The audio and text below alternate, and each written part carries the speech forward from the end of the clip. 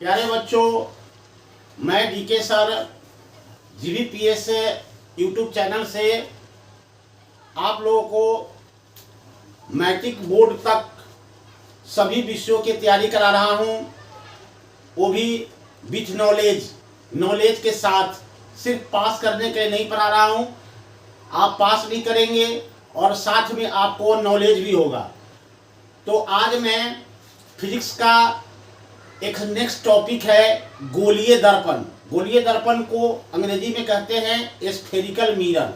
तो प्यारे बच्चों, गोलीय दर्पण क्या होता है? सबसे पहले ये समझेंगे कि गोलीय दर्पण होता क्या है। What is spherical mirror?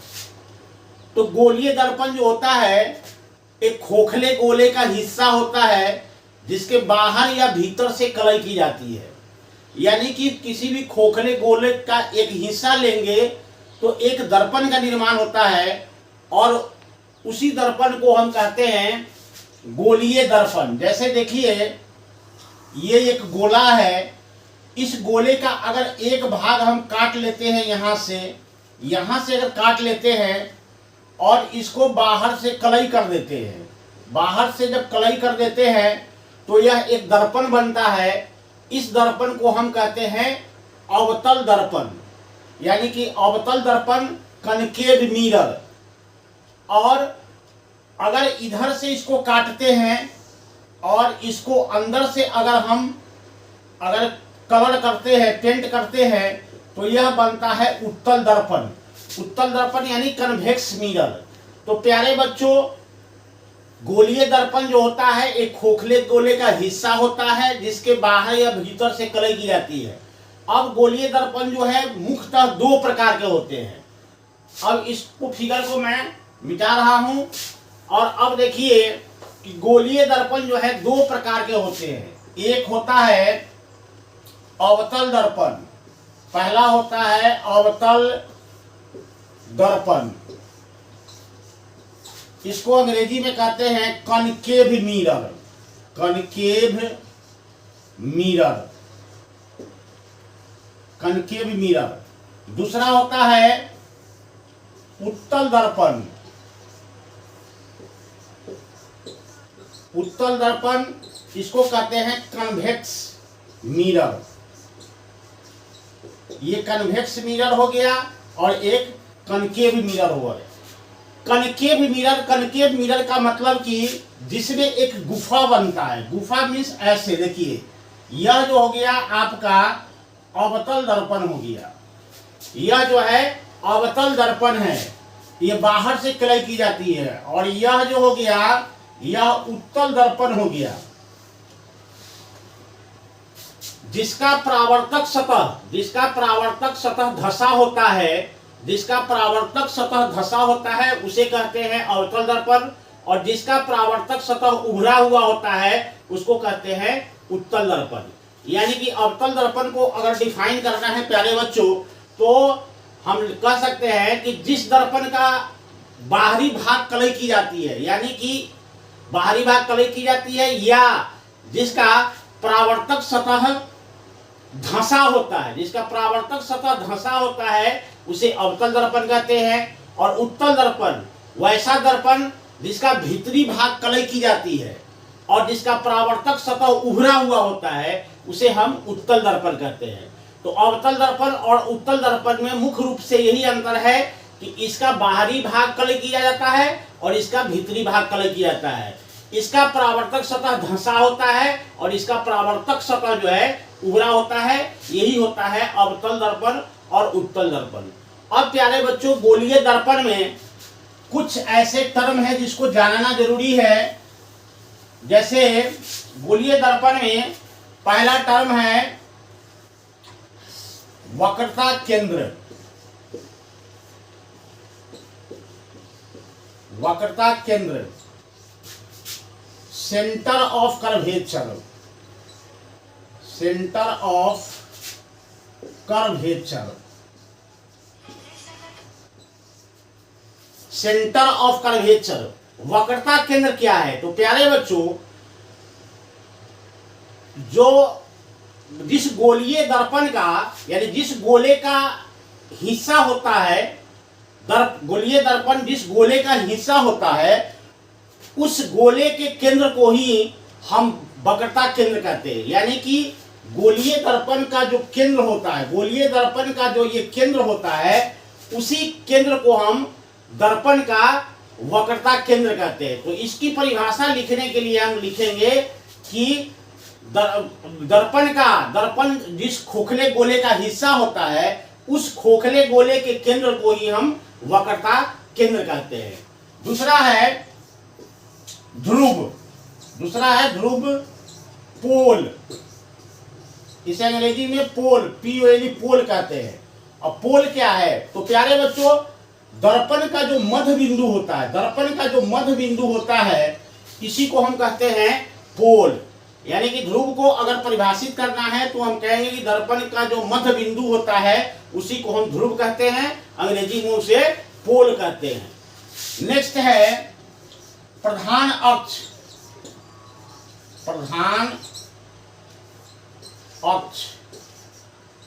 प्रधान अक्ष को अंग्रेजी में कहते हैं प्रिंसिपल एक्सिस। ये प्रिंसिपल एक्सिस, प्रधान अक्ष क्या है? प्यारे बच्चों, वक्रता केंद्र, और वक्रता केंद्र को जो है हमेशा C से डिनोट करते हैं। वक्रता केंद्र को C से डिनोट करते हैं।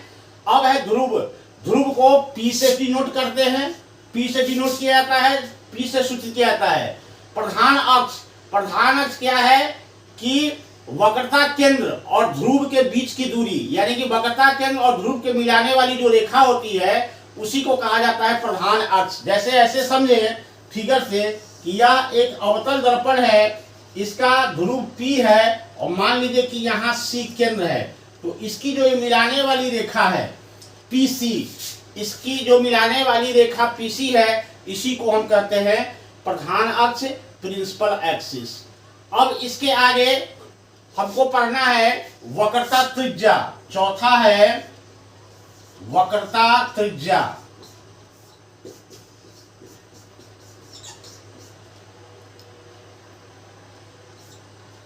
वक्रता त्रिज्या, रेडियस ऑफ कर्वेचर।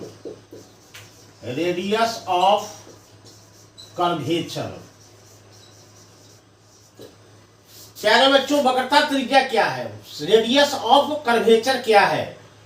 तो गोलीय दर्पण जो है जिस गोले का हिस्सा होता है, गोलीय दर्पण जिस गोले का हिस्सा होता है उस गोले की त्रिज्या को ही हम वक्रता त्रिज्या कहते हैं, रेडियस ऑफ कर्वेचर कहते हैं।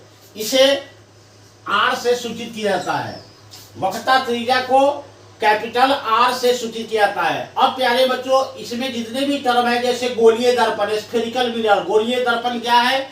गोलीय दर्पण एक खोखले गोले का हिस्सा होता है जिसके बाहर या भीतर से कलई की जाती है, उसे गोलीय दर्पण कहते हैं। गोलीय दर्पण मुख्यतः दो प्रकार के होते हैं। पहला है अवतल दर्पण, दूसरा है उत्तल दर्पण। अवतल दर्पण क्या है कि जिस दर्पण का बाहरी भाग कलई की जाती है उसे अवतल दर्पण कहते हैं। दूसरा है उत्तल दर्पण। उत्तल दर्पण क्या है कि वह दर्पण जिसके भीतर से कलई की जाती है उसे उत्तल दर्पण कहते हैं। फिर नेक्स्ट है वक्रता केंद्र, सेंटर ऑफ कर्वेचर क्या है?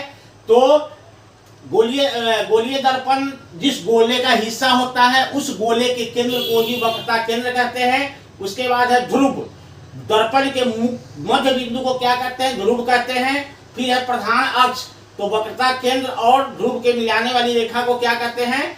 प्रधान अक्ष कहते हैं, प्रिंसिपल एक्सिस कहते हैं। अगला है वक्रता त्रिज्या, radius of curvature. Radius of curvature क्या है कि गोलीय दर्पण जिस खोखले गोले का हिस्सा होता है उस गोले की त्रिज्या को हम दर्पण की वक्रता त्रिज्या कहते हैं, रेडियस ऑफ कर्वेचर कहते हैं। अब प्यारे बच्चों, इसमें आगे हमको दर्पण में गोलीय दर्पण के ध्रुव, गोलीय दर्पण का जो ध्रुव होता है, जो फोकस दूरी होता है, उसमें और वक्रता त्रिज्या में संबंध पढ़ना है कि उसमें क्या संबंध होता है, क्या रिलेशन होता है। तो अगला टॉपिक हमको पढ़ना है।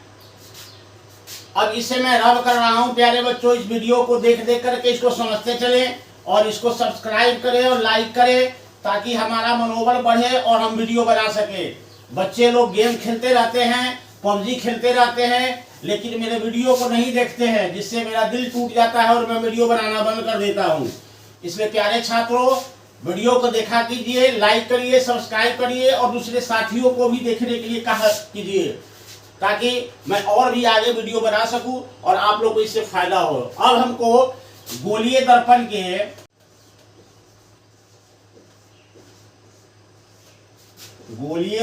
के फोकस दूरी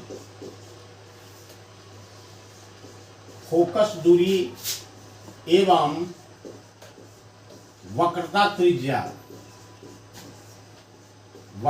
त्रिज्या में संबंध को पढ़ना है। यानी कि गोलीय दर्पण के फोकस दूरी एवं वक्रता त्रिज्या में संबंध पढ़ना है प्यारे बच्चों। तो सबसे पहली बात है कि फोकस दूरी क्या होता है कि F बराबर R/2, ये आपको प्रूफ करना है। ये F बराबर R/2 रिलेशन होता है कि दर्पण के फोकस दूरी जो होता है उसकी वक्रता त्रिज्या की आधी होती है, या इसको क्रॉस मल्टीप्लिकेशन करेंगे तो वक्रता त्रिज्या जो है फोकस दूरी की दुगुनी हो जाएगी, 2f, R=2f होगा। तो इस रिलेशन को हमको प्रूफ करना है। अब इस रिलेशन को कैसे प्रूफ करेंगे इस पर ध्यान देंगे प्यारे बच्चों कि इस रिलेशन को हम प्रूफ कैसे करेंगे। सबसे पहले अवतल दर्पण में हम प्रूफ करते हैं F=R/2। ये प्यारे बच्चों एक अवतल दर्पण बना लिया। अच्छा फिगर नहीं है, आप लोग अच्छा फिगर बनाएंगे। ये ध्रुव है, ये फोकस है और ये वक्रता केंद्र है। प्यारे बच्चों, मैंने एक अवतल दर्पण का निर्माण किया। अवतल दर्पण का मध्य बिंदु जो है वह ध्रुव P है और यहाँ फोकस है और इसको वक्रता केंद्र कहते हैं। फोकस क्या होता है कि प्रधान अक्ष के समानांतर आने वाली किरणें। अगर आपसे फोकस की परिभाषा पूछा जाए कि फोकस किसे कहते हैं, गोलीय दर्पण के फोकस किसे कहते हैं, तो किसी दर्पण के प्रधान अक्ष के समानांतर आने वाली प्रकाश की किरणें परावर्तन के बाद प्रधान अक्ष के जिस बिंदु पर कटती है या कटती हुई मालूम पड़ती है उस बिंदु को हम कहते हैं फोकस। तो सबसे पहले एक यहाँ से एक प्रकाश की किरणें गुजरती है जो F से होकर गुजरती है, जो यहाँ F से होकर गुजरती है, और इस पर यहाँ से एक अभिलंब डालेंगे, यहाँ से यहाँ। ये अभिलंब हो गया, जिसको हम इसको यहाँ से कहेंगे ये वक्रता केंद्र है, ये फोकस है, ये ध्रुव है। अब मान लिया कि AB एक आपतित किरण है जो दर्पण के B बिंदु से टकराकर F से होकर गुजरती है। तो यह जो हो गया यह आपतन कोण हो गया। इस आपतन कोण को I से सूचित करते हैं और यह परावर्तन कोण हो गया, इसको R से सूचित करते हैं। तो प्यारे छात्रों, हम लोगों ने परावर्तन के नियम से पढ़े हैं कि आपतन कोण परावर्तन कोण के बराबर होता है, यानी कि कोण ABC बराबर है कोण CBF। अब सबसे पहले लिख लेंगे कि मान लिए कि यह एक दर्पण है, जिस दर्पण का नाम हम दे देते हैं MM'। माना कि MM' एक अवतल दर्पण है, MM' एक अवतल दर्पण है जिसका फोकस F एवं वक्रता केंद्र C है। AB एक आपतित किरण है और यह जो BF जो है परावर्तित किरण है। AB एक आपतित किरण है।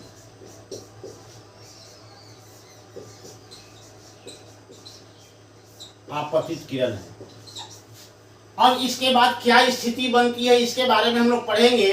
अब आप लोग इतना नोट कर लीजिए, इसको मैं मिटा देता हूं। ये मेन रूप से आप लोग को लिखना है कि माना कि एम डैश एक अवतल दर्पण है जिसका फोकस एक एवं वक्रता केंद्र सी है, ए बी एक आपतित किरण है। अब हमको प्रमाणित करना है, प्रूफ करना है कि ए बराबर r/2 कैसे होगा। तो प्यारे छात्रों, अब आगे हम लोग देखेंगे कि इस स्थिति में क्या बन रहा है। मान लीजिए इसको हम लिख देते हैं प्रमाण, प्रूफ कैसे करेंगे। अब angle A B C equal to, यह कोण इस कोण के बराबर है, चूंकि आपतन कोण परावर्तन कोण के बराबर होता है। तो एंगल ए बी सी बराबर एंगल सी बी एफ, ये पहली स्थिति है। यह परावर्तन के नियम से, परावर्तन के नियम से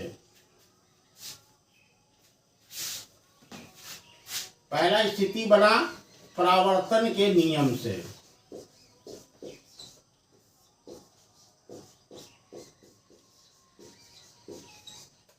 परावर्तन के नियम से, परावर्तन के नियम से हम देख रहे हैं कि angle A B C equal to angle C B F, यह एंगल इस एंगल के बराबर है। अब दूसरी कंडीशन देखेंगे प्यारे बच्चों, यह किरण जो है इस प्रधान अक्ष के समानांतर है और यह जो है एक त्रिअक्षेदी रेखा है, यह एक त्रिअक्षेदी रेखा के जैसे काम कर रहा है। तो जब किसी दो समानांतर रेखा को कोई त्रिअक्षेदी रेखा काटती है तो एकांतर कोण आपस में बराबर होते हैं, यानी कि यह एंगल इस एंगल के बराबर होगा चूंकि एकांतर कोण है। और ए बी जो है इस पीसी के समानांतर है। तो जब भी दो समानांतर रेखाओं को कोई त्रिअक्षेदी रेखा काटती है तो एकांतर कोण आपस में बराबर होते हैं, यानी कि यह एंगल ए बी सी बराबर एंगल बी सी एफ होगा। पुनः angle A B C equal to angle B C F, angle B C F, ये दूसरा कंडीशन हुआ चूंकि एकांतर कोण है, चूंकि एकांतर कोण है।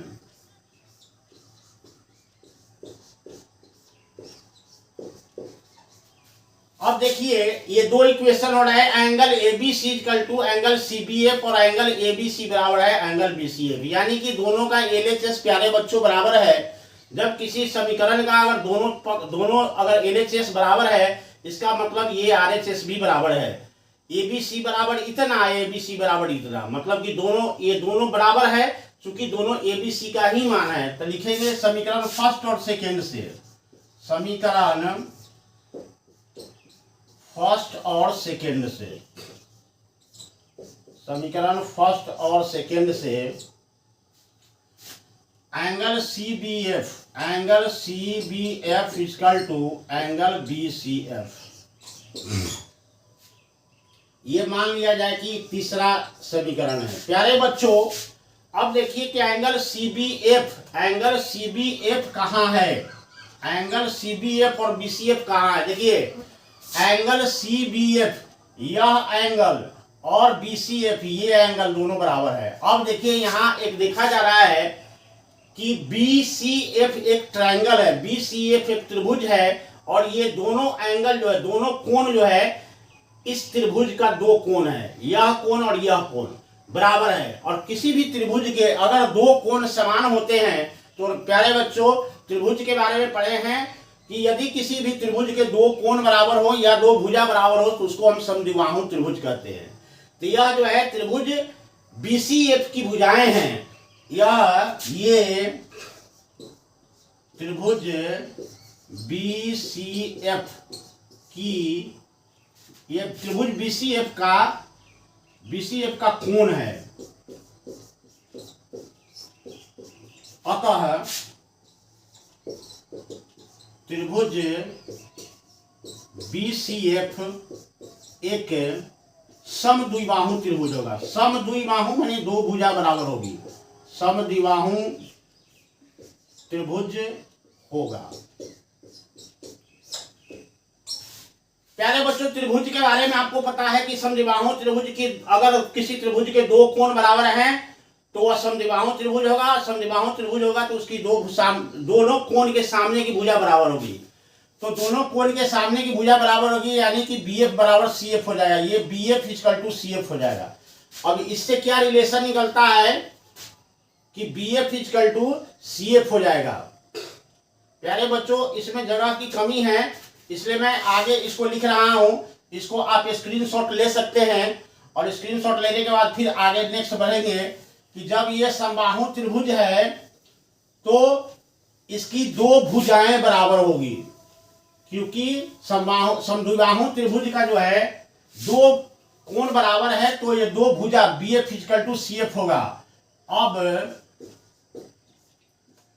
BF इक्वल टू CF, इसको मान लेंगे कि फोर्थ समीकरण है। अब देखिए प्यारे बच्चों, एक कल्पना करते हैं कि यदि B बिंदु P के अत्यंत निकट हो, यानी कि बिंदु B को P के अत्यंत निकट होने की स्थिति में, अत्यंत निकट होने की स्थिति में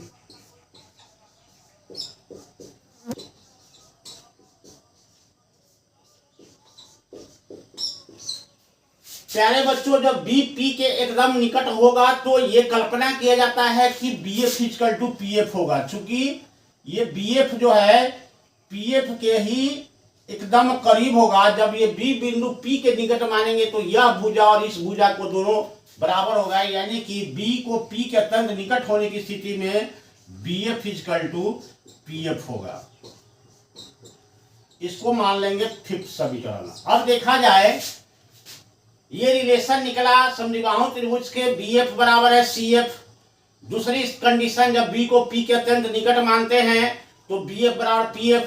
अब फोर्थ समीकरण और फिफ्थ समीकरण देख रहे हैं कि दोनों का LHS बराबर है, यानी BF और BF बराबर है तो ये RHS भी बराबर होगा। तो यहां लिखेंगे समीकरण 4 और 5 से, समीकरण 4 और 5 से ये जो PF है CF के बराबर होगा। PF इक्वल टू CF, यानी कि यह दूरी इस दूरी के बराबर है। प्यारे बच्चों, ये टोटल दूरी है PC बराबर, अब PC बराबर हम लिखेंगे PF जोड़ CF, PF जोड़ CF।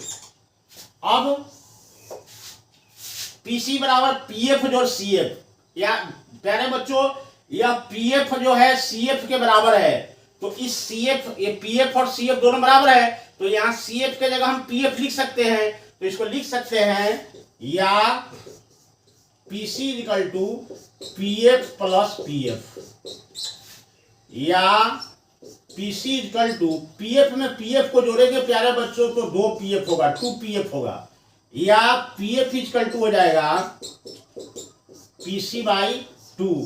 अब प्यारे बच्चों PF क्या है? P से F तक की दूरी को, इस दूरी को कहते हैं फोकस दूरी, जिसको F से सूचित करते हैं। और PC क्या है? वक्रता त्रिज्या है, और ये वक्रता त्रिज्या है, इसको R से सूचित करते हैं, इसको R से सूचित करते हैं। तो PF बराबर PC बाई 2, तो PF को हम क्या लिखते हैं? छोटा f, या F equal to R by 2। ये संबंध सिर्फ प्रूव्ड हो गया।